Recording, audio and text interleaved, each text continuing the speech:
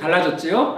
우리 목터뷰 최초로 출장을 왔습니다. 자, 지금 이곳이 어디냐? 바로 파주입니다. 전 태어나서 파주 처음 와봤는데요. 관련된 얘기 있다 나눠보는 것으로 하고요. 저와 언제나 함께하는 제 옆짝지, 네, 우리 전수희 변호사님 인사 좀 해주세요.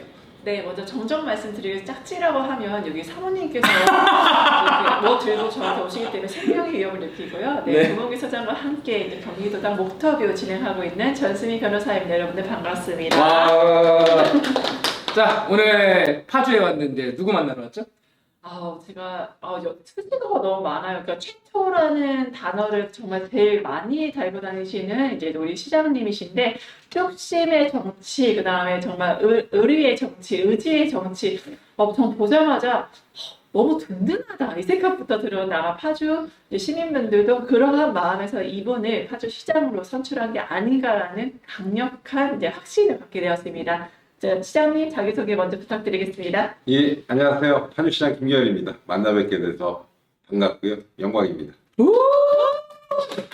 네, 아니, 너무 짧게 해주셔서 제가 구체적인 설명을 안 드릴 수가 없는데 이게 연락처가 지워가겠죠? 될까요?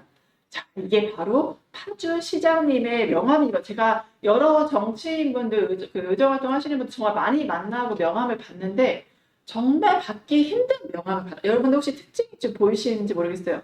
이게 얼굴도 굉장히 멋있고 훌륭하지만 점자로 된 명함입니다. 그러니까 이제 어떠한 이제 그 시장, 그 사회적 약자와 이제 보통의 시민들을 다 이끄시는 게 정말 리더의 모습이라 할 수 있는데 저는 이제 그게 바로 민주당의 희망이 아닌가 싶어요. 그래서 바로 이 명함 한 장에서 파주 시민들의 희망을 보고 민주당의 희망을 받습니다. 그래서 이렇게 약자를 배려할 수 있도록 점자로 된 명함을 만드셨는데 혹시 그런 이유가 좀 있으실까요?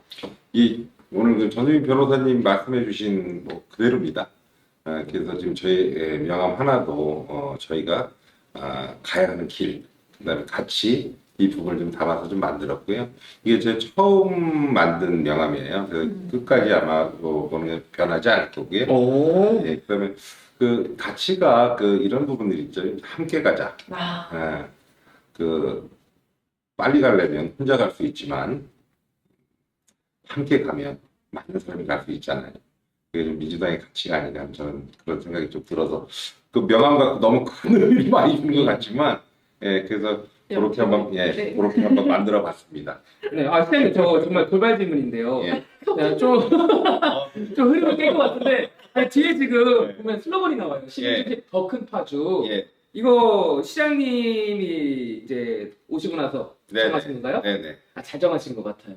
시장님 이미지랑 맞습니다. 더 큰 파주. 그래서 우리 지금 같이 계신 분들이 논의해서 정하신 거죠. 딱 시장님 이미지랑 맞는 것 같아가지고서 그 생각이 들어서 여쭤봤어요. 이거 약간 민감할 수 있는 영역인데 더 큰 파주 혹시 이것 때문에 그렇게 아니 그래서 이미지에 맞는다는 진짜로. 본인의 그 의미를 좀 정확하게 시청자분들이 시장님의 정치가 있으시면 더 큰 파주인가? 이렇게 단순하게 말고 왜 이렇게 더 큰 파주인지 그걸 물어보셔야죠.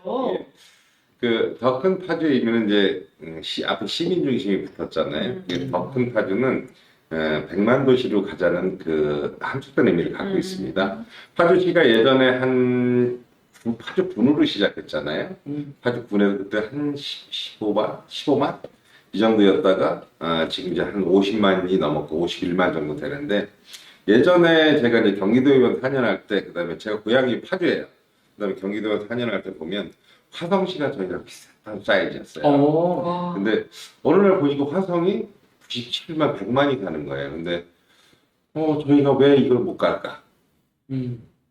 못 갈 이유가 하나도 없거든요. 그래서 제가 우리 파주 시민들을 위해서 그다음에 우리 저희가 지리적으로도 보면 평화의 지역이잖아요. 그래서 그렇죠. 평화 도시도 되고 산업 도시도 되고 문화 도시도 돼서 꼭 100만 도시를 만들고 싶은 꿈이 있습니다. 세상에 저는 진짜로 장난으로 시작된 질문인데 그렇게 미래지향적 꿈을 담고 있는 슬로건을 지면 근무하시는 분들 다 담고 있는 거잖아요, 사실. 그러니까 사람들이 들어오는 곳, 사람들이 정주하고 아이 낳고 기르는 곳이 되어야 한다. 라는 뜻이 담겨 있는 것 같아가지고 칭찬한 그 공기 좋아요. 그래서 이제 말씀 주셨으니까 파주시가 그 100만 도시를 가려고 하면은 거기에 다 들어가 있는 게 있어요.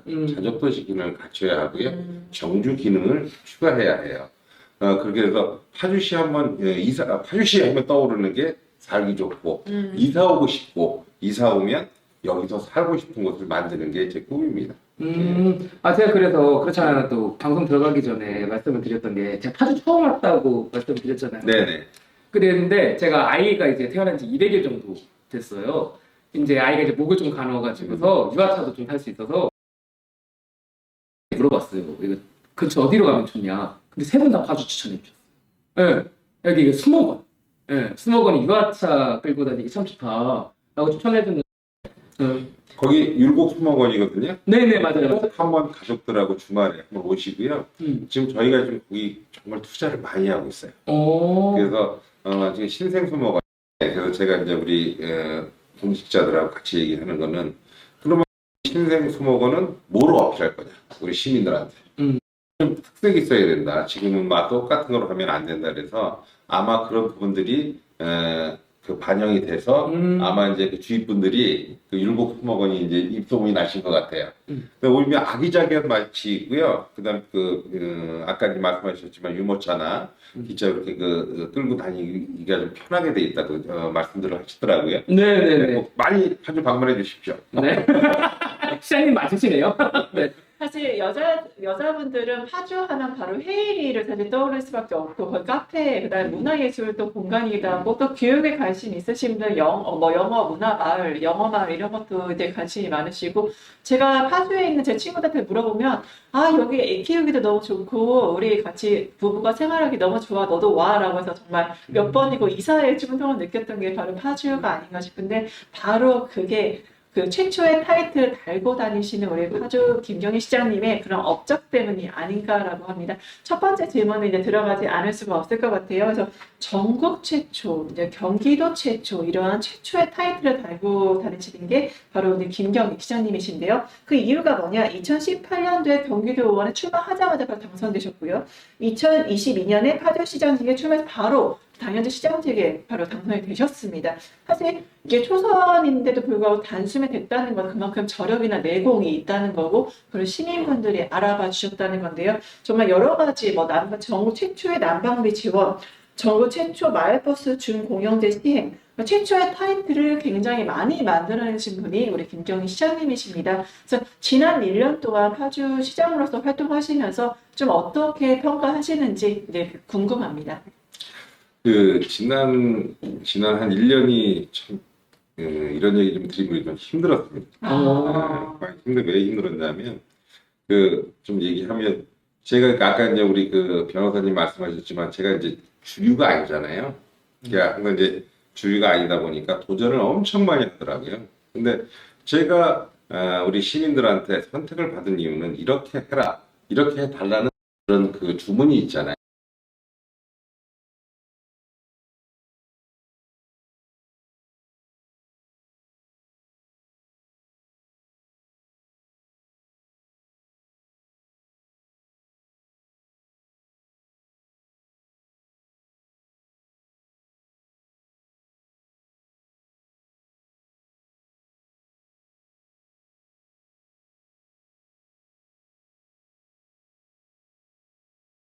계속 그 과정이었어요.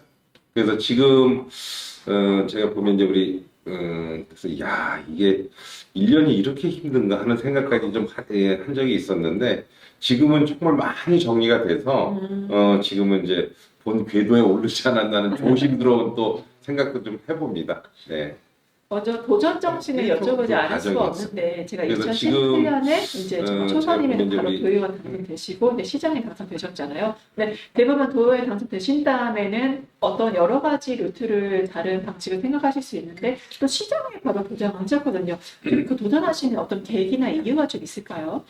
네, 그때는 사실 급박했어요. 제가 결심하고 그랬을 때는 제가 이제 우선 이 말씀을 드릴게요. 경기도 의원 4년을 했을 때 보니까 좀 안타까운 게 있었어요. 그러니까 4년을 하면서 정말 열심히 일을 했거든요.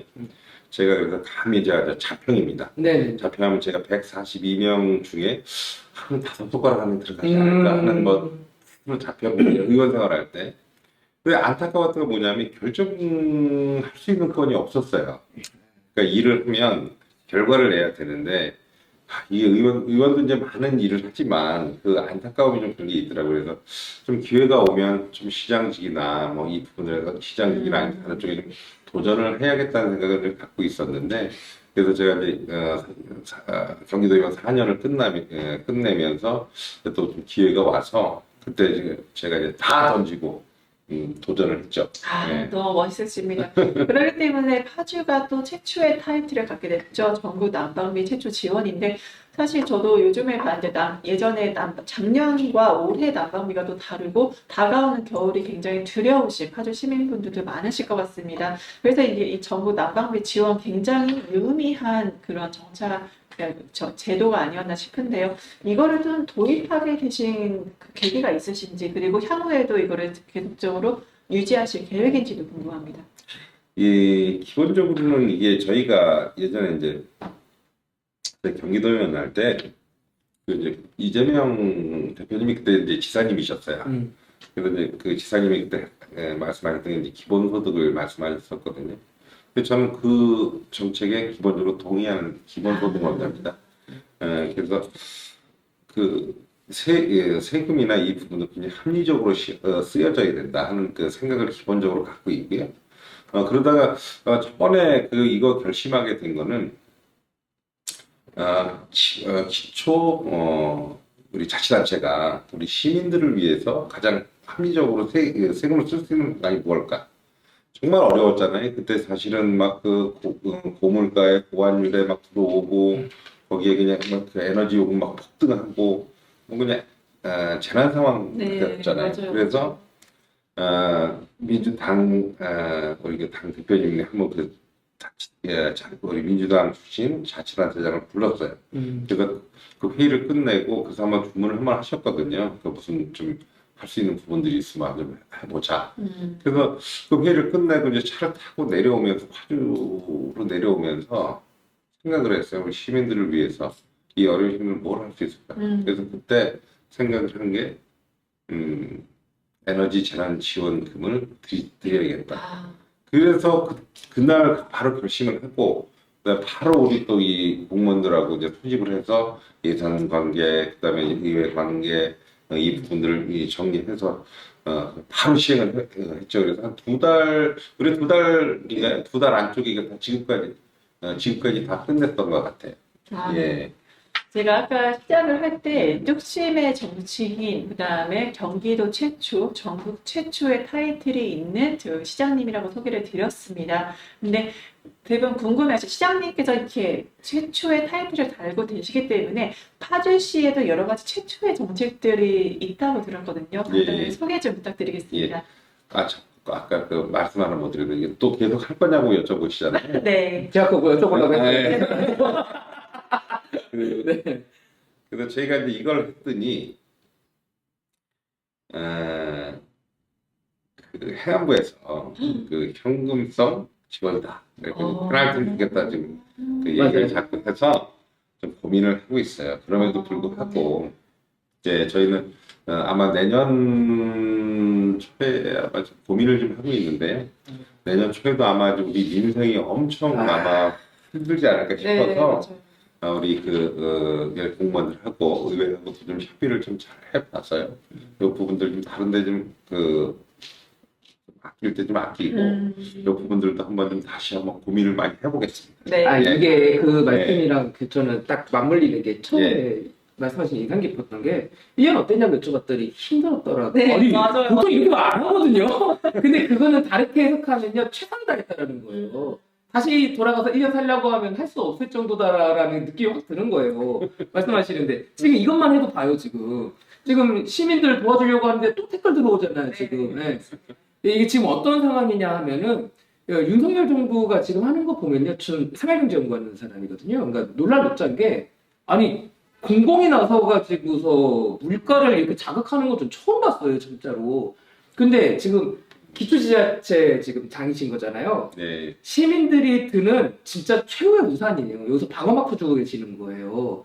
저는 이거 올해도 좀 열심히 연구하셔가지고서 좀 힘드시겠지만 어떤 방향으로든 이렇게 우산을 좀 펼쳐줬으면 좋겠어요. 예, 한번 많이 노력해 보겠습니다. 음. 예. 예, 그럼- 다시 돌아와서 그 질문, 그러니까 지금 난방비 지급에 대해서 정말 파주 시민들 큰 힘이 됐고 전국적으로 큰 화제가 됐던 정책입니다. 지금 윤석열 정권이 지자체 예산을 다 깎고 있다고 하는 상황 속에서도 정말 오직 파주 시민만을 위해서 파주 시민만을 일하시는 시장님이시기에 이거에 대해서 계속 지속할 계획이 있으시다고 말씀하셨는데 말씀드린 대로 뚝심을 가진 정치인으로서 전국 최초 타이틀을 달고 다니신 만큼 관련 정책들도 좀 소개해 주시면 감사하겠습니다. 올해 정말 좀 저희 예산 짜기가 막 두려워요. 음. 어떤 부분에 이제 국세가 한 59조, 60조 정도 아마 이제 통과가 난 모양이죠. 그러니까 이제 지방자치단체 내려오는 게 이제 저희는 이제 얼마 정도 감액될 거라고 좀 추계를 하냐면 한 2천억 정도 이제 예산이 감액이 된다고 얘기가 좀 얘기를 해요. 그 얘기 뭐냐면 저희가 파주시 예산이 보통 한 2조 정도 되는데 10% 정도 되거든요. 그러니까 10% 정도 감액돼서 오면 예산 짜기가 사실 굉장히 어렵습니다.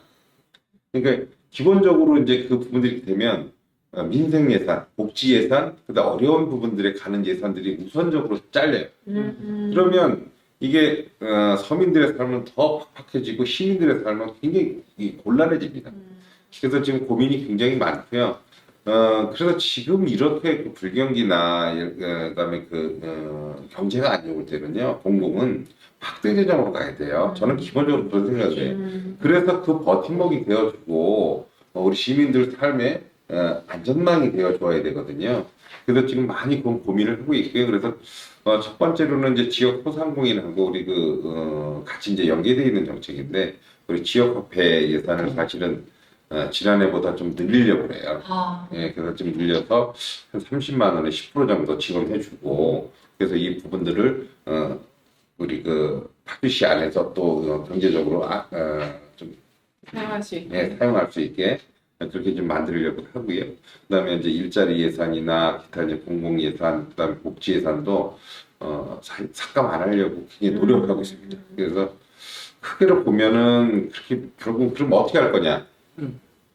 그래서 좀 궁극적으로는 좀 지방채 발행도 지금은 생각할 때가 아니냐 하는 생각이 좀 들고요. 꼭 지방채 발행을 이렇게 무서워할 게 아니거든요. 사실은 어려울 때는 이렇게 좀 빚을 쓰고요. 좀 좋을 때 다시 갚으면 돼요. 못 갚으면 문제가 되겠지만 충분히 갚을 수 있는데 그걸 안 하는 것도 사실 책임 방기거든요. 그래서 좀 적극적인 행정이 지금 필요할 시점이다. 좀 생각합니다. 진짜 재밌는 게 우리 정세윤 변호사님께서는 이제 1년간 하셨던 다른 성과들도 좀 여쭤본 거였는데 시장님은 지금 미래로만 지금 시선이 뻗어 계신 거예요. 그래서 고민이 진짜 많으신 거예요. 지금 얘기를 들어보면은. 근데 저는 처음에 지방채 말씀하실 때 두려워하지 않으셨으면 좋겠다. 근데 그 단어를 딱 쓰시는 거예요. 그래서 우리 선배 세대들은 외모에 책임져야 되는 게 맞다. 확실히 듬직하다. 아니 옆에서 저 지금 방청객이에요. 저 완전 민생파인데 아시죠? 저 민생파 만나면 완전 좋아하는 거. 사장님 사무실 가면 지금 죽었는데 다시 그것 좀 여쭤봐 주세요. 저 좀 듣고 싶어요. 힘들었다. 1년 동안 뭐 하셨는지 저 성과 얘기 듣는 거 되게 좋아하잖아요. 예.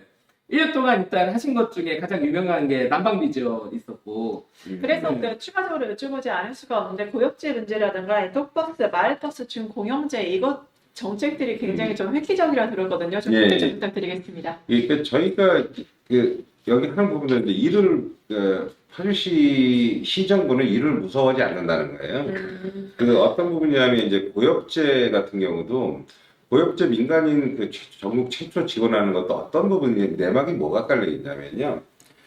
6.25 끝나고 이제 고역제를 막 뿌렸단 말이에요. 네. 민통선 내에서. 근데 군인들, 공무원들 이 사람은 보상을 받았어요. 근데 거기에 민간인들이 뿌렸던 사람들은 보상을 못 받았어요. 그러니까 이 사람들이 왜 아픈지도 모르고 몇십 년을 살고 그 후손들이 그러니까 그게 막 아프고 그런 거예요. 그러면 그 책임을 누가 질 거예요? 그러면 당연히 예를 들어서 뭐 공무원은 되고 군인은 되고 왜 민간인은 안 되냐고 같은 국민인데. 그래서 그러면 이 부분들도 그럼 우리가 파주시가 먼저 하겠다. 그러면 국회에서도 뭐 중앙정부에서도 우리 파주시가 먼저 할 테니 작지만 그 중앙에 준비를 해서 그래서 취업에도 지원하고 지원책을 마련해라는 의미에서 사실은 고역제 그 지원도 최초에 시작을 했고요. 그다음에 이제 똑버스도 다시 고엽제 얘기 조금. 예. 그러니까 본보기로. 본보기라는 표현은 좀 그렇고요. 저희는 한다. 저희 우리 한다. 봐라. 이런 거 아닙니까? 너무 업적이 많으셔서 질문이 지금 많아요. 네. 아니 감동해서 그랬어요. 네, 감동해서. 알겠어요. 아니 이게 그 시장님이라든지 행정부 수장이 일을 수행할 때 그게 마음에 있어야지 하는 거거든요. 맞아요. 근데 마음에 있는 게 딱 드러나시잖아요. 아니 이 명함 하나로 사실 네. 다 해결되잖아요. 이게 고엽제 문제라든가 뭐 똑버스라든가 정말 약자들을 진심으로 생각하지 않으시면 이 명함 한 장에 그 얼마나 약자들을 배려하시고 파주 시민들을 사랑하시는지 그분들 한 분도 사각지대에서 소홀함이 없도록 이분들을 섬기는지를 알 수 있는 게 바로 이 명함이거든요. 저는 그래서 되게 감동 많이 받았습니다. 아니 저 방금 울컥해서 그랬어요. 뭐 열변을 토하시잖아요. 네. 말 걸어서 죄송합니다. 네. 그 똑버스 같은 경우는 이제 경기도에서 이제 대표로 하는 사업인데 저희가 대표로 또 지방자치에서 받아서 시범 사업으로 이제 경기도에서 최초로 한 거예요.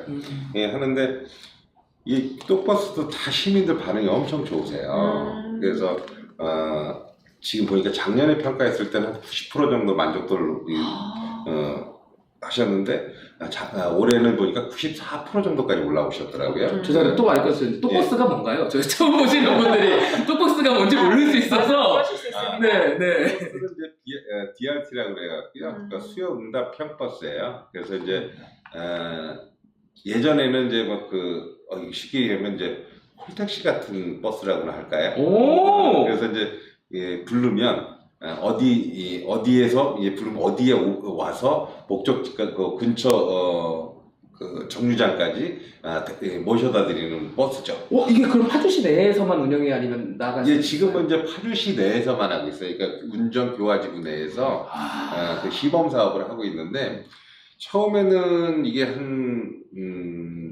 잘 모르셔갖고 하다가 요새는 최대 한 1000명 정도 이용하시고요. 한 누적 이용자 한 40만 명을 좀 돌파했어요. 그래서 그만큼 반응들이 좀 굉장히 좋으세요. 네. 그래서 버스 렌탈이네요, 거의. 근데 이게 그래서 얼마 전에 사실 무슨 에피소드가 있었냐면 제가 콜택시 기능이 있다고 했잖아요. 네. 그래서 택시 기사님들하고 갈등이 엄청 많았어요. 그렇죠. 누군가의 혜택은 누군가의 비혜택이니까. 그래서 저희가 굉장히 좀 어려웠어요, 사실은. 그래서 파주시가 한 1년 동안 양쪽 저희 입장 시민들을 위해서는 당연히 이 똑버스를 해야 되는데 그쵸. 이분들 입장은 또 다른 거예요. 그러니까 또 그래서 같이 한 1년여 동안 한 10여 차례 간담회도 하고 협상도 하고 해서 계속 그 부분들을 같이 끌고 갔는데 앞으로도 경기도나 우리 파주시나 같은 다른 지자체에 이걸 할 때는 그 업종에 있는 그 이해관계도 좀 먼저 좀 조정을 그렇죠. 해야 되지 않을까 싶어요. 왜냐하면 택시 하시는 분들도 굉장히 어려워요. 맞아요. 왜 어렵냐면 예전에 이제 지금 택시 잡기 좀 어렵지 않나요? 어려워요. 굉장히 네, 어려우시죠? 어려워요. 왜 그런지 아세요? 모르겠어요. 개인 택시 하시는 분들은요, 실질적으로 보면 이런 표현하면 좀 그러지만, 먹고 살만 하세요. 그리고 밤 8시 반 이후면 운행을 좀 덜 하셔요. 그 다음에 눈 오시고, 비 오시고, 오신다 그러면 그러네. 눈 오고 비 오면요, 네.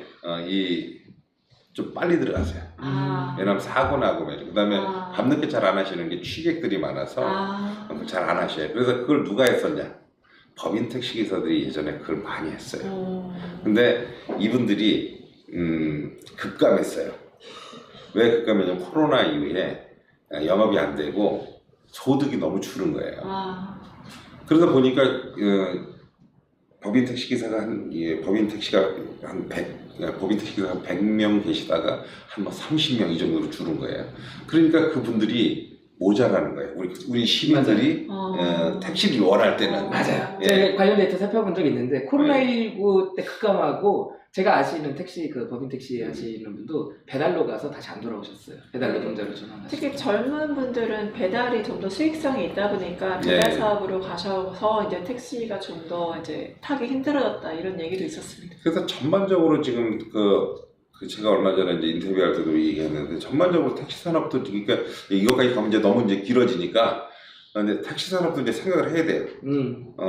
대중교통으로 편제를 해서 재정 투입을 하든 아니면 고급 이동 수단으로 해서 좀 고급 택시로 좀 분류를 해서 다시 가든 지금 저는 개인적으로 그렇게 생각을 하고 다른 쪽 방향으로 가야 된다고 생각하는데 아무튼 택시도 그런 상황이에요. 그러니까 이제 그 여유가 없는 거죠. 그러니까 또 버스하고 뭐 그냥 택시하고 또 이제 이렇게 충돌이 나고 그걸 또 이제 조정해야 되고 근데 시민들 입장에서는 당연히 또 버스 해야죠. 네, 그렇죠. 예. 그래서 참 정말 1년 동안 애먹었어요. 아니 근데 고민을 정말 많이 네. 하신 게 옆에서 느껴지는 게 제가 이 데이터를 봤다고 했잖아요. 시민들 출퇴근 시간에 불일치가 발생을 해요. 특히 그때. 예. 그래서 저는 무슨 생각을 했냐면은 코로나19 이 시기에 이 불일치가 발생했을 때 차라리 잘 됐다. 이 불일치되는 부분을 공공이 채우면은 좋겠다라고 생각을 했는데 저는 똑버스가 등장한 타이밍이 지금 오히려 잘 맞은 것 같은데요.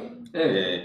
그래서 아마 이게 저는 똑버스가 많이 발전하면요. 지금 어떤 단계까지 갔냐면 이제 그 신도시내 그렇게만 돌았는데 이제 어떻게 보면 농촌형 똑버스도 너무 중요한 것 같아요. 예, 그래서 그것 때문에 사실은 택시사님들하고 갈등이 폭발일보 직전까지 갔었어요. 그렇군요. 제가 그래서 이거 전국이 되나 싶어서 파주 넘어가서도 되나 싶어서 여쭤봤던 거예요. 이게 농촌형이 되면요, 그 다음에 네. 이제 광역 DRT가 될 수도 와, 있어요. 그럼 너무 좋죠. 예, 정말 좋고요. 그 다음에 또 하나는 저는 무슨 얘기냐, 그럼 택시업에서 꼭 그 버스 버스만 똑버스가 되는 게 아니에요. 똑 택시도 돼요. 오, 그럼 택시업계가 사실은 좀 전향적으로 생각해서 여기에 또 참여할 수도 있거든요. 근데 그 부분들을 좀 고민을 해서 택시업계도 사실 같이 고민을 좀 해줬으면 좋겠어요. 네, 너무 예. 귀한 말씀입니다. 제가 얼마 전에 이제 강성호 청장 격전지에서 이제 대변인을 하면서 너무 놀라운 민원을 들었는데 그 90대 어르신이세요. 근데 네. 너무 투표를 하러 가고 싶은데 몸이 너무 힘들고 타야 될 뭐 택시나 버스가 제대로 없어서 내가 너무 마음은 있지만 사실 투표하러 못 가겠다 이렇게 말씀을 하시는 거예요. 그러니까 사실 농촌 지역이라든가 몸이 거동이 불편하신 어르신들에게는 그러한 교통수단이 너무나 귀하고 특히 투표는 우리 그 민주주의의 꽃이잖아요. 근데 네. 그것까지도 행사를 못하는 상황을 보면서 시장님께서 말씀하시는 바로 톡버스라든가 또 택시라든가 그런 것들이 너무나 이제 귀하고 필요한 정책이다라고 확신을 갖게 됩니다. 그 파주시에서 또 하나 하는 거는 이제 천원 택시라는 게 있는데요. 저희가 이제 보면 이제 파주시가 대표적인 도농 복합 도시예요. 그러니까 이제 북부 파주로 가면은 인구가 많이 이제 적고, 그러니까 노인 인구가 많죠. 그러니까 이제 버스가 들어가면 재정 투입이 되잖아요. 네. 근데 거기 출퇴근 시간 쪽 빼면요, 사실은 이제 그런 버스는 이제 뭐라고 표현하냐면 바람을 싣고 다닌다고. 사람을 싣고 가는 게 아니고요, 바람을 싣고. 그러니까 이제 비효율적인 거죠. 그래서 그런데 지금 저희가 57군데 정도 선정해서 일정 시간대, 그러니까 일정 시간대를 정해서 1,000원만 내시면 그 어디 목적지까지 모셔다 드리는 그 1,000원 택시도 운영하고 있어요. 진짜 그래서 존경합니다. 그래서 이 부분들은 오히려 이게 효율적일 것 같아요. 뭐 버스를 갖다가 그 투입하는 것보다는 많은 인구가 살지 않고 그리고 또 효율적이고 또 시민들도 편하시고 그러니까 이제 요거는 이제 조금씩 대상을 좀 벽지나 이런 데는 좀 확대를 할까 지금 생각하고 있고요.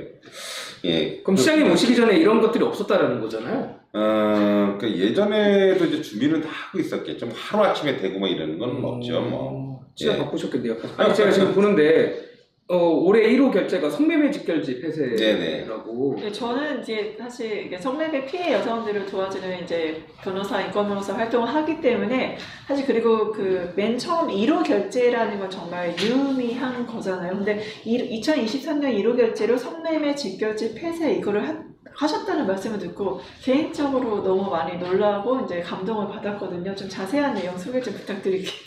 예, 지금 이제 저희 파주에 한 복판에, 그러니까 파주의 지명이 파주읍에서 나왔어요. 아주 우배에서. 예, 근데 그 파주 한 복판에 가면 연풍이라는 데가 있습니다. 근데 속칭 이제 용주골이라고 불리는데 거기 한 10,000평 정도의 그 성매매 집결지가 있습니다. 아. 근데 이게 한 70년이 넘었어요. 저 용주골이라는 얘기 들어봤어요. 네네. 그래서 참 이게 참 부끄러운 얘기인데 파주는 몰라도 용주골을 아는 사람들이 굉장히 많아요. 그래서 제가 이제 이게 얘기가 좀 길어지니까 길게 하셔도 돼요. 알겠어요. 네, 됩니다. 그래서 이제 저기는 그 파주 한 복판에 있고 이걸 왜 정비를 해야 되냐, 폐쇄를 해야 되냐. 첫 번째로는 가장 중요한 게요. 여성 인권 유린의 현장이에요. 네, 맞습니다. 네, 불법의 현장이고요. 네. 이게 말이 안 되는 거예요. 지금 우리 대한민국에 성매매 집결지만 문제 몇 군데 남지도 않았어요. 네. 다 폐쇄되니까 이게 파주로 올라오고 있어요. 세상에. 예. 그리고 좀 여성 인권의 문제가 가장 핵심적인 문제지만 또 두 번째 지역 발전에 그 문제도 굉장히 걸림돌이 되고 있어요. 아까 제가 더 큰 파주 말씀드렸잖아요. 뒤에 가면 100만 도시로 갈 거고 네. 제가 궁극적으로 생각하는 도시는 문화도시예요. 예, 그러니까 파주가 앞으로 100만 도시를 넘어가면 이제 문화도시로 가야 되거든요. 저 성매매 집결지, 전국 최대의 성매매 집결지를 놓고 무슨 문화를 얘기하고 예, 무슨 100만 도시를 얘기하겠어요. 100만 도시가 되려면요, 우선적으로 아까 얘기했지만 정주 여건이 돼야 되고요. 예, 그다음에 한번 이사 오면 그렇죠. 예, 살고 싶어야 돼요. 맞아요. 방이 낳고 살고 예. 싶죠. 근데 아까 이제 제가 어렸을 때 경험을 말씀드릴게요. 제가 학교를 이제 고등학교 때 이제 커서 학교를 이제 우리 서울서 다니잖아요. 그러면 이제 아이들이 그 얘기를 해요. 고향이 어디야? 난 파주야. 그래? 용주골? 그러니까 이런 거예요. 그러니까 보통들 이제 아마 이제 우리 우리 시청자분들도 이제 어떻게 살지 모르겠지만 파주는 모르셔도 용주골을 아시는 분들 계실 거예요. 네, 제가 그래서 용주골은 안다고 했잖아요. 그래요? 저 용주골 군대에서 들었어요. 용주골이라는 게 있다. 그래서 저희 파주의 이 가치를 갉아먹는 게 또 용주골이에요. 이 집장촌이고. 그래서 제가 거기에 지금 가보면 되게 웃긴 게 뭔지 아세요? 거기에 종사자가 파주 사람이 없습니다. 그다음에 거기 포주라고 얘기하는 영업하는 사람들이 파주 사람이 없어요.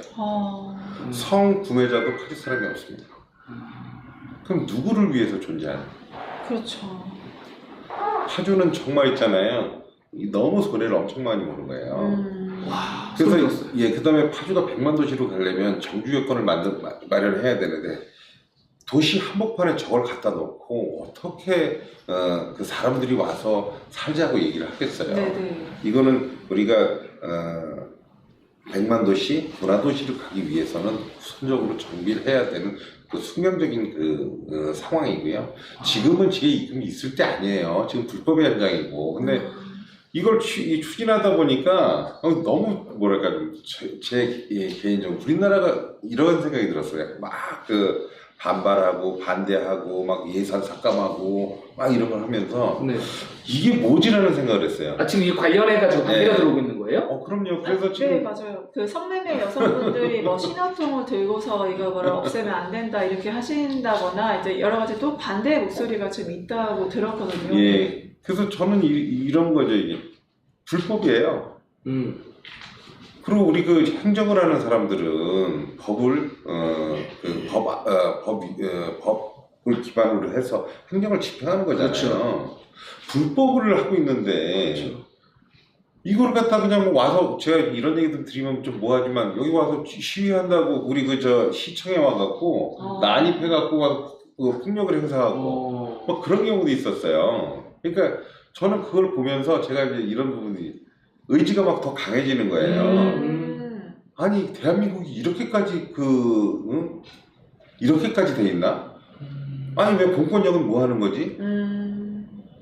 그래서 이거는 정말 야 이거 안 되겠다. 그래서 점점 저는 더 이게 마음을 좀 다 잡고 그래서 이거 빨리 없애질 때까지 최선을 다해서 가야겠다는 생각을 갖고 가고 있습니다. 아, 시장님 찐 파주 사람이네요. 이게 말씀하실 때 제가 구로 살아요. 서울 구로 사는데 그 범죄도시, 막 가리봉 막 이렇게 알려줬어요 다. 그래서 저희는 어렸을 때 어디 사람 구로 산다고 안 했어요.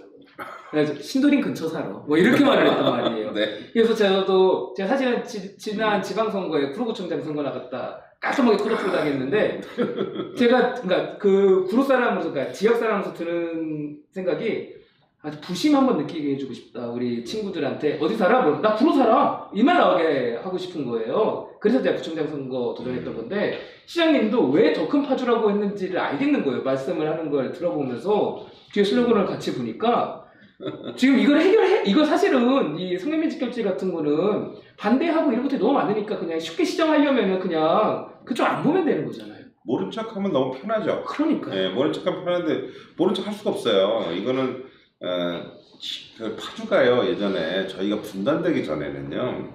여기가 문양의 고장이고요. 예전에 보면 율곡 이 선생님, 성원 선생님, 여기 구봉 선생님, 그러니까 이 유학에 굉장히 그 학문이 굉장히 그 기호학파 그 원류예요. 여기가. 그러니까 그런 지역인데 지금 막 너무 가슴이 아프죠. 아, 진짜 어려운 얘기예요. 예. 네, 특히 저는 이제 여성 인권을 위해서라도 성매매 직결지에 대해서 강력한 의지로 폐쇄를 하신다는 동감했던 게 이제 제가 전북 군산이 고향이에요. 군산하면 또 어떤 분들은 여성 인권 하시는 분들은 거기 성매매 집장촌에서 다 불타 죽었잖아 이런 말씀 하시잖아요. 맞아요. 네, 그런 사건 있었죠. 그게 그 미로형으로 방을 만들어 놓고 불이 났는데 너무 미로형으로 이분들 여성분들을 가둬놓다 보니까 그 자리에서 그냥 사망을 하셨거든요. 화재 현장에서 되게 비극적인. 그러니까 여성분들이 거기에 갇혀서 그런 업에 종사해야 되는 것 자체도 상당한 여성 인권 유린이고 그걸로 이제 죽음까지 갔기 때문에 정말 여성 인권을 위해서라도 성매매 그 업소에 대한 폐쇄는 꼭 필요할 것이라고 저는 강력하게 좀 말씀을 드리고 싶습니다. 그래서 파주시가 지금 얘기했던 게 지원책도 있어요. 우선 그 탈출을 시켜야 되거든요. 그렇죠. 맞아요. 그래서 성매매 종사자들한테는 이제 타 지자체보다 지원을 한 2배 정도 해줘요. 기간도 그렇고 금액도 그렇고 주거 그다음에 지원, 직업 이 모든 게 그 다른 지자체하고는 기준이 좀 많이 달라요. 예, 그래서 굉장히 길게 해주고요. 많이 해주려고 해요. 그리고 보통 사람들이 지금 반대하는 사람들이 이거로 제가 요새 정말 이해가 안 되는 거는 이런 거예요. 여성 인권을 얘기하면서 성노동자도 노동자로 인정해야 된다는 논리를 펴요. 맞아요. 그런 논리가 있죠. 그러니까 제가 이거는 뭐지 하는 생각이 드는 거예요. 과연 이 사람들의 삶을 정확히 알까? 그 종사자들의 삶을 정확히 알까? 너무 무책임하지 않나? 그러니까 이게 사람이 이 성을 사고 판다는 걸 그게 말이 된다고 생각하십니까? 저는 기본적으로 그건 안 된다고 생각해요. 네, 맞아요. 아니, 저희 시장님이 계속 감동을 하는 게 아까 그 성매매 직결지 관련돼서 얘기했을 때 없어져야 된다는 논거 중에 첫 손가락으로 꼽은 게 인권 유린이다라고 꼽으셨어요. 첫 번째로. 네. 저는 이 말씀 드리고 싶어요. 저희 이 논제를 엄청 싸웠었거든요. 이 명제, 절대 명제를 한번 생각해 보자고요. 부자인 여성은 성을 팔지 않아요. 거기에 계신 분들은 비자발적인 거예요. 이거는. 그래서 그 어떤 탈출구에 대한 예산도 다른 지자체가 훨씬 더 많이 쓰신다는 거잖아요. 네. 그래도 올해 조금씩 성과는 있어요. 그래도 이제 벌써 올해 3분 정도 지금 나오셔서 그 부분들을 하고 있고, 그러니까 우리 공무원들한테 제가 계속 말씀드리는 건 뭐냐면 지치지 말고, 제가 보니까 처음에 이게 불법의 현장이고 이래서 저는 사실은 빨리 끝날 수 있으리라 생각을 했어요. 한 1년 안에 내 정복했다는데 시간이 좀 더 걸릴 것 같아요. 왜냐하면 계속 또 법에 뭐라 그래요? 법원에 또 가처분 막 내고 뭐 이러니까 이 행정은 사실 다 기다려야 되더라고요. 맞아요. 그렇죠. 아니, 행정 집행하시는 분들이 불법을 저지를 수는 없는 거니까요. 예. 그렇지만 원칙은 분명하고요. 저희는 성매매 집결지 폐쇄 온 행정력을 다 맞춰서 가고 있습니다. 네, 결국은 기다림과 인내 정치, 뚝심의 정치를 하시는 이제 김경희 시장님의 모습을 저희가 다시 재확인하고 있는데, 전 플러스 거기에 책임 있는 정치를 좀 추가하고 싶습니다. 사실 저도 어린 나이에 성매매 업소에서 일하시는 동남아 아이들을 구출했던 적이 있었는데, 사실 그게 끝이었고, 그 다음에 그 아이들이 다시 팔려나가는 거를 막지를 못했거든요. 근데 그 성매매에서 이제 종사하신 여성분들을 나오게 해주시는 것 플러스 또 책임 있는 정치로서 이분들에 대해서 정착, 일반인으로서 정착 지원까지 정말 체계적이고 인내심을 가지고 구체적으로 하신다는 점에서 정말 진정한 이제 책임 있는 정치인, 뚝심의 정치인이 아닌가라는 재확인을 하게 되는데, 여러 가지 일을 하시면서 뭐 반대에 부딪히실 거예요. 그리고 지금 시의회 구성도 사실 그렇게 민주당에게 그리고 시장님에게 유리한 구도는 아닌 것으로 보입니다. 그러면 시의회와 같이 소통하시면서 정책을 펼쳐나가실 때 어떤 어려운 점은 좀 없으셨는지도 궁금합니다. 좀 많이 어렵죠. 그러니까 가장 아까 이제 제가 이제 말씀드렸던 게 이제 핵심 사업에 대해서 이렇게 보면 기본적으로 저는 그것도 기득권이라고 생각하는데, 그 이제 예를 들면 이제 얼마 전에 계속 그 성매매 집결지 예산을 삭감을 해요. 또 전액. 그러니까 이게 이제 보면 이제 너무 힘이 드는 거예요. 그래서 그리고 이제 말로는 겉으로는 다 그 얘기를 해요. 아, 뜻은 똑같다. 네, 근데 결과는 맨날 그거 똑같지 않죠.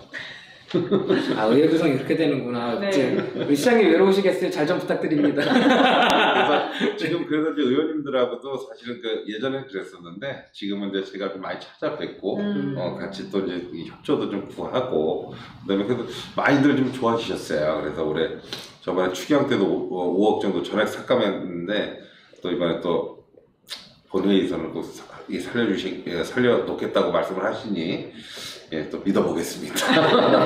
지금 시의회 관계자분들 듣고 계시면은 이제 시장님의 다시 재확인 이제 좀 다시 명심해 주시고 같이 협치에 정치해 주시면 감사하겠습니다. 다음 질문 구보기 수장님 네, 부탁드립니다. 한 15분 정도 남아가지고서요. 네. 그 파주에 처음 온 사람으로서 파주 외지인이 가진 또 이제 어떤 인상 이런 게 있는데, 거기 북한이랑 붙어 있는 데 아니야? 아니 이렇게 생각하는 사람들이 있습니다. 네, 있습니다. 많죠? 예. 네. 그래서 통일 이슈만 있으면 파주의 땅값이 그렇게 오른다는 소문도 막 들리고요. 네. 맞아요. 이미 근데 올랐죠. 네. 근데 어떻게 보면은 파주가 안고 있는 리스크라면 리스크인데, 그런 부분들 때문에 좀 시장 활동을 하는데 불편하거나 하신 건 없으세요? 불편하기보다는 사실은 극복해야 될 부분들이죠. 근데 저희 잘 보세요. 제가 이제 우리 민주당 우리 당원님들이 존경하고 사랑하는 당원님들이 주로 보실 거니까. 경기 서부, 북부, 동부, 중부 다 해서 저만 민주당 시장입니다. 외롭다, 외로워요. 네. 제가 그 무슨 말씀을 드렸냐면, 여기 파주는 이렇게 아름답고 의롭고 민주당을 지지하시는 시민들이 그만큼 많으신데 역으로 생각합니다. 이 판에서 제가 당선이 되고 여기를 지켜냈잖아요. 우리 민주당 입장에서 봤어요. 네. 그래서 우리 이제 그 신도시에 가시면요, 지금 평균 연령이 한 40이 안 되세요. 오, 되게 많네요. 네네. 그럼 신혼부부들 맞습니다. 그리고 거기는 어떤 부분들이냐면요, 아이들이 교실이 모자라서 학급을 더 채워달라고 그런 그렇게 있고, 또 역으로 또 우리 북부 파주는 인구 감소 때문에 인구 절벽으로 기고 학교가 폐교되고 막 이제 이런 상황인 거예요. 그 지역 편차가 굉장히 크죠. 예, 그래서 그다음에 아까 이제 그래서 제가 무슨 말씀을 드리려냐면, 우리 이 남부 파주는 남부 파주나 북부 파주에 우리 시민들이, 세련된 시민들이 사실 대부분의 사람들이 그래요. 그러니까 정치적인 선택도 그렇게 세련되게 하시고요. 그다음에 우리 그 문화를 사랑하시고 예술을 사랑하시고 공연을 사랑하시고 이제 그런 그 시민분들이 많으세요. 근데 지금 말씀하신 대로 파주는 접경 지역이잖아. 그렇죠. 군인이 많잖아. 뭐 막 그러잖아요. 그래서 그 부분들을 하나하나 지금 저는 그 부분들을 이제 이미지를 바꿔나가려고 해요. 그러니까 우리가 휴전선에 최고 가까운 게 아니라 대륙에 가장 가까운 곳, 그다음 평화가 가장 가까운 곳, 통일이 시작되는 곳, 뭐 이제 평화가 시작되는 곳, 이런 부분들을 좀 만들어 나가고 싶고요. 잘 아시겠지만 오늘 오실 때 보면 서울에서 그렇게 멀지가 않아요. 네, 맞아요. 한 40분. 반포 같은 데서 이제 오면은요, 제가 이제 저기인데 차가 안 밀리면요 반포에서 한 35분이면 와요. 네, 맞아요. 네. 전 아까 구로에서 왔는데 네. 45분 정도 걸렸어요. 네네네. 그래서 저희가 지금 사통팔달이에요. 지금 보면 자유로가 있죠. 그다음 서울 문상간 고속도로가 있죠. 또 지금 이제 제2 수남선이 지금 이제 곧 개통이 돼요. 그다음에 저희가 GTX-A가 내년 이제 말이면 또 개통이 되고 그러면 교통 혁명이 아마 일어날 거거든요. 그러니까 저희는 지금 모든 건 다 갖춰져 있어요. 교통이 갖춰져 있고 그래서 이제 저희가 이제 그 부분들만 잘 만들어 놓으면 우리가 이미지도 좀 그 아까 이제 말씀하신 대로 군사도시 뭐 멀다 그 현실하고 안 맞잖아요. 그러네요. 네. 좀 와보니까 알겠어요. 멀다는 안 맞습니다. 네, 제가 네. 봤습니다. 그래서 군사도시나 이 부분들도 지금 많이 지금 이제 해결을 하려고 많이 좀 노력 중에 있고요. 네, 그래서 좀 우리 그 파주시를 조금 더 진일보하게 좀 세련되고 나가 그러는 도시로 좀 만들고 싶습니다. 아까 말씀 중에 인상 깊은 게 평화가 시작되는 도시, 통일이 시작되는 도시라고 예. 말씀을 해주셨어요. 근데 여기 지금 대본에 보니까 평화경제특구법이 최근에 통과가 예. 됐다고 하는데 이게 뭐예요, 내용이? 평화경제특구법? 예전에 이제 그게 예전에 통일경제특구법이라고 해서 이제 시작됐던 건데요. 접경 지역에 그 접경 지역이라는 거 보면 이제 굉장히 무서워요. 예. 근데 그 사실 그렇게 생각하실 분 없는데 저처럼 이게 파주 사람들은 뭐 무섭거나 그러지 않은 게 생활이라서. 이제 무서운 거에 사실 제가 일조를 해서 너무 이제 이 자리를 빌어서 죄송하다는 말씀을 드리면 예, 예전에 제가 이제 북한 인권 이제 활동을 하면서 그 파주를 비롯한 접경 지역에 삐라를 날리러 다녔었거든요. 그래서 그때는 정말 그게 옳은 일을 생각하고 날렸었는데 나중에 이제 실체를 알고 보니 큰일 북한 났지. 인권과 큰일 전혀 났어. 관계없는 이제 내용인 걸 확인하고 반성을 많이 했습니다. 하지만 지금 여러분들 파주라는 곳은 북한에서 오신 북향민 분들, 이제 탈북민 분들도 고향이 그리워서 내가 있고 싶은 도시, 그리고 무엇보다 통일을 만들 수 있는 도시, 평화를 상징하는 도시로 이제 시장님 덕분에 거듭나고 있는 거거든요. 이제는 저는 안 날리고 굉장히 안전합니다. 네. 네, 다시 돌아와서 평화경제특구법 말씀. 예, 그 평화경제특구법은 그래서 이제 접경 지역을 위한 그 이제 사실 예전에는 이제 파주를 위한 법이었는데 이게 이제 파주만 하다 보니까 다른 데서 이제 통과가 안 시켜줘요. 맞아요. 통과를 안 시켜주니까 이게 이게 적경지역 다른 적경지역도 있으니까는요. 예, 그래서 예전에 하도 그래서 그 이제 예전에 우리 저기 지역구의 그 박정희 의원님께서 그 말씀을 하시더라고요. 그래서 통일경제특구 뭐 얘기만 통일만 나오면 그냥 무조건 반대를 한다는 거예요. 뭐 저쪽 땅에서. 맞아, 그래- 맞아. 그래갖고 이게 꽤 오래 뭐가 안 됐었어요. 그래갖고 이게 이제 우리 그 휴전선 쭉그 파주에서부터 강화서부터 저 고성까지 전부 다 대상으로 해서 그래서 그 부분들을 평화경제특구법이라고 해서 그걸 이제 통과를 시킨 거예요. 와. 했는데 네. 결국은 파주를 위한 법이죠. 네. 네, 이게 야. 왜냐하면 파주를 빼고 평화경제특구법을 얘기할 할 수가 수가 없어요.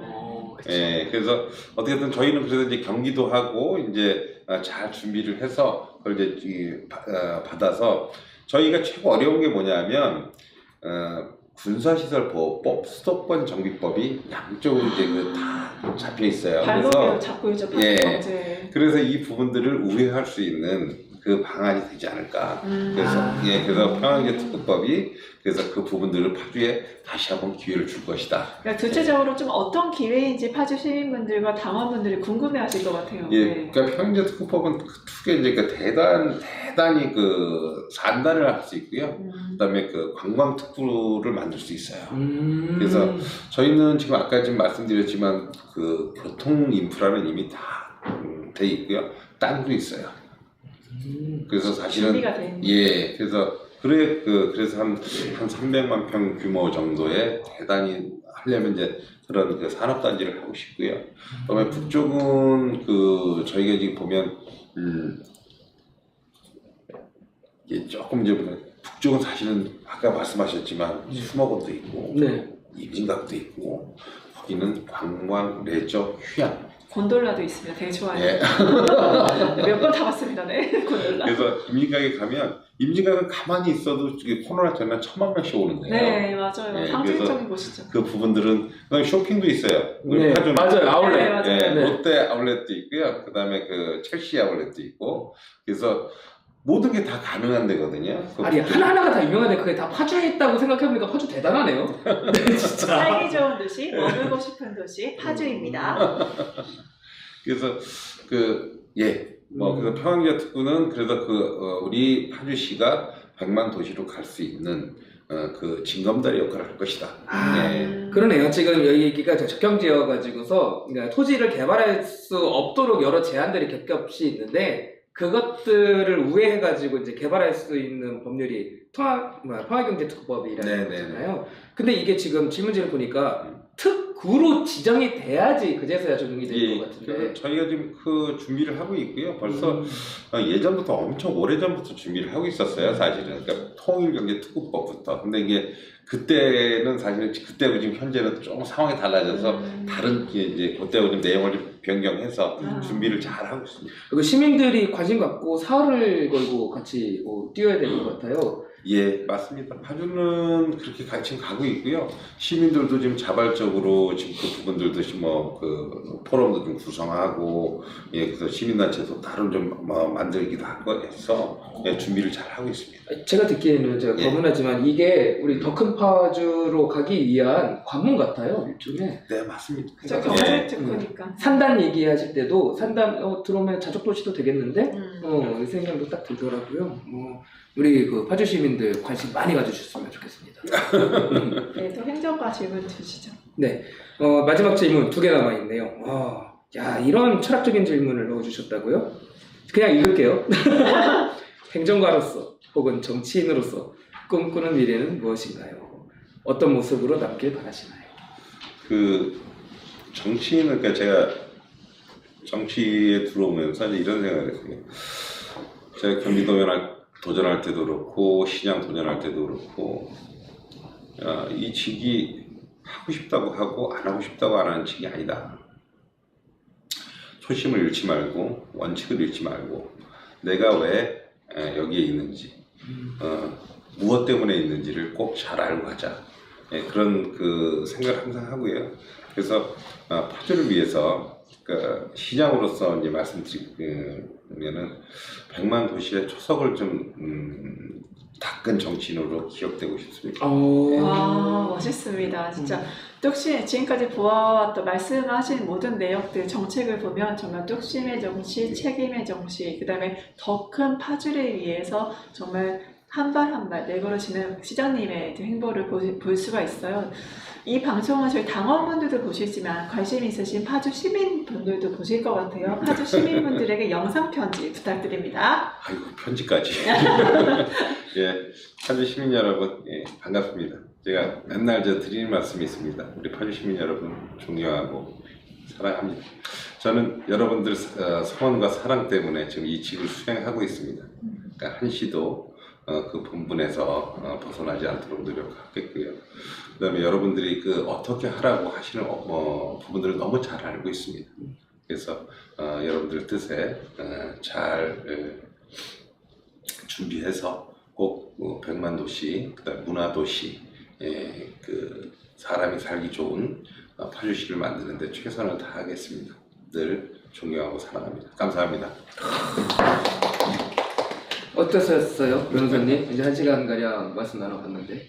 네, 저희가 여러 시장분들, 목터뷰에 여러 시장분들이라던가 아니면 국회의원분들 모시고서 얘기를 많이 나눠봤잖아요. 근데 가장 제가 시장님을 아까 차담회 하면서 느꼈던 게, 든든하다. 그 다음에 파주 시민 부럽다 이런 생각을 했어요. 그러니까 제 친구들이 파주시 이사와 여기 너무 살기 좋아라는 말이 그냥 추상적으로만 들렸는데 시장님께서 이런 일들을 해오셨고 하실 예정이기 때문에 제 친구들이 같이 살자고 그렇게 저를 유혹했던 게 아닌가. 그래서 친구들의 말이 하나하나 다 가슴으로 와닿았고 파주 시민으로서 얼마나 제 친구들이 자부심을 느끼며 살고 있는지도 직접 가시적으로 또 귀로 이제 확인하는 정말 감사한 시간이었습니다. 특히 이제 시장님께서 저희 북부 지역 중에서 유일하게 민주당으로서 이제 파주시장을 하시기 때문에 더욱더 민주당으로서 너무나 귀한 인재이고 자산이 아닌가라는 생각까지 하게 되면서 매우 행복한 시간이었습니다. 감사합니다. 네.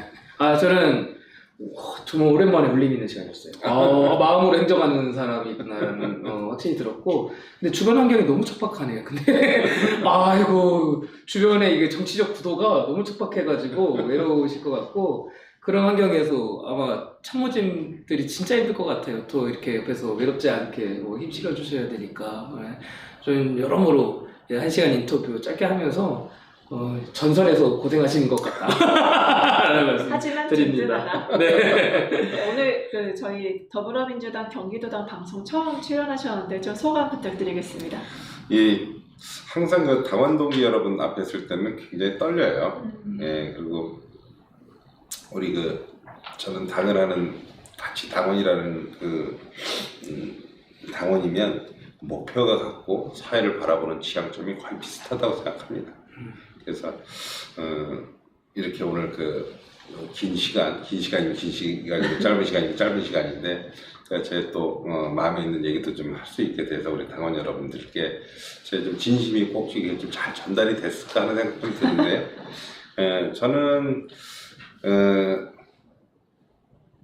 제 양심에 우리 민주당의 앞길에 발전이 있도록 최선을 다하도록 하겠습니다. 당원 동지 여러분 사랑합니다. 네, 1시간가량 시청해주신 우리 당원 동지 여러분 감사합니다. 출장 목터뷰 처음이었는데 괜찮았죠?